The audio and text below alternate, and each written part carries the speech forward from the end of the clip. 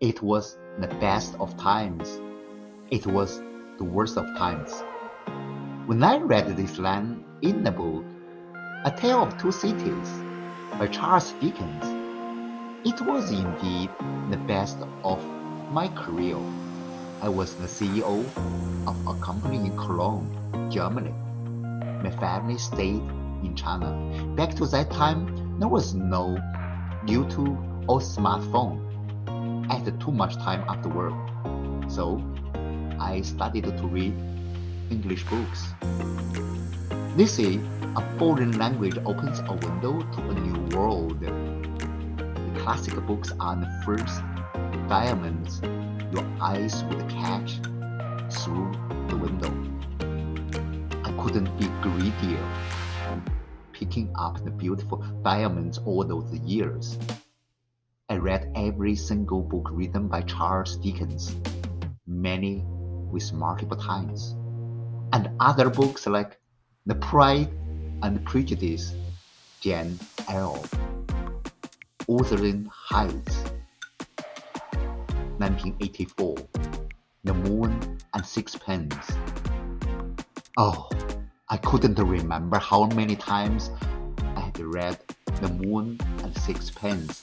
Charles Strickland's desire for painting was like, wow! It burned me really hard whenever I picked up the book. I read Ernest Hemingway's books watching how the war affected the lives of the ordinary people. I felt the sorrow of the great Gatsby, who would never let go of the hopeless love.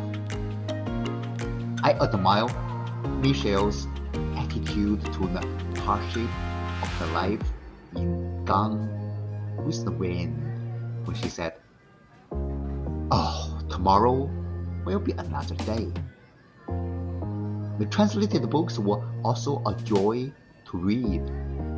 Khaled Hosseini's The Kite Runner and 1000 Splendid Sun, and the Marquis's 100 Years of Solitude. Leo Tolstoy's War and Peace. I couldn't put them down once I started. Dear friends, let me tell you what books make me feel. Books make me cry. I cried while reading The Old Man Under the Sea. The fisherman Santiago was beaten up hunting a giant fish. Some people might lose the battle, but they are still great men. I cried when the boy servant Hassan in The Kite Runner told his child Lord Amel, "For you, 1,000 times over." When the little boy Olive Twist heard that both his mother and the baby brother had died, the last hope of his life was slipping away, and he felt sinking and sinking. I cried and cried and cried. Books make me laugh. When I read the line, "It is a truth universally acknowledged that a single man in possession of good fortune must be in want of a wife," I knew.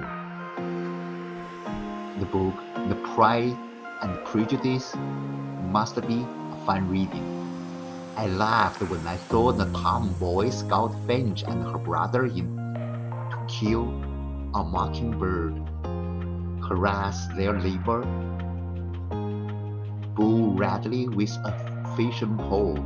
I laughed when Pisan Patel in book The Life of Pi was trying to believe in 3 religions at the same time. I laughed in tears seeing him finally saved by his belief. Books make me think.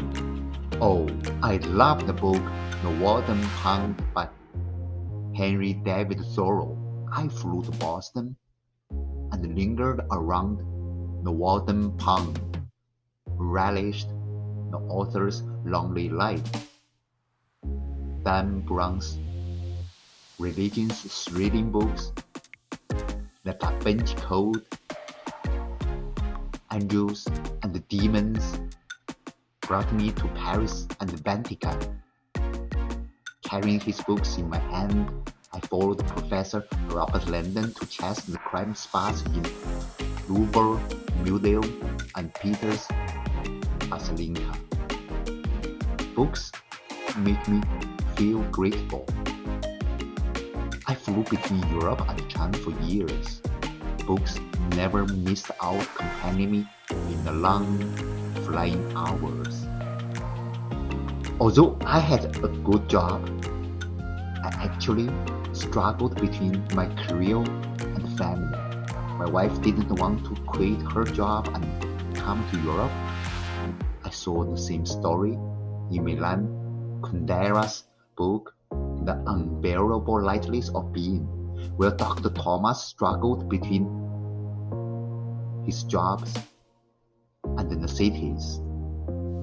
He ended up becoming a window cleaner, which he found surprisingly happy. After 6 years flying life, I gave up my job and moved back to China. Since then, I never got my career back to track. Oftentimes, I ask myself, what is wrong? Or why me? When I read the book, The Shack, where a father lost his little daughter and faced God with anger, then it turned into gratitude. I came to believe that you can't find how much grateful you should be until something bad happens in your life.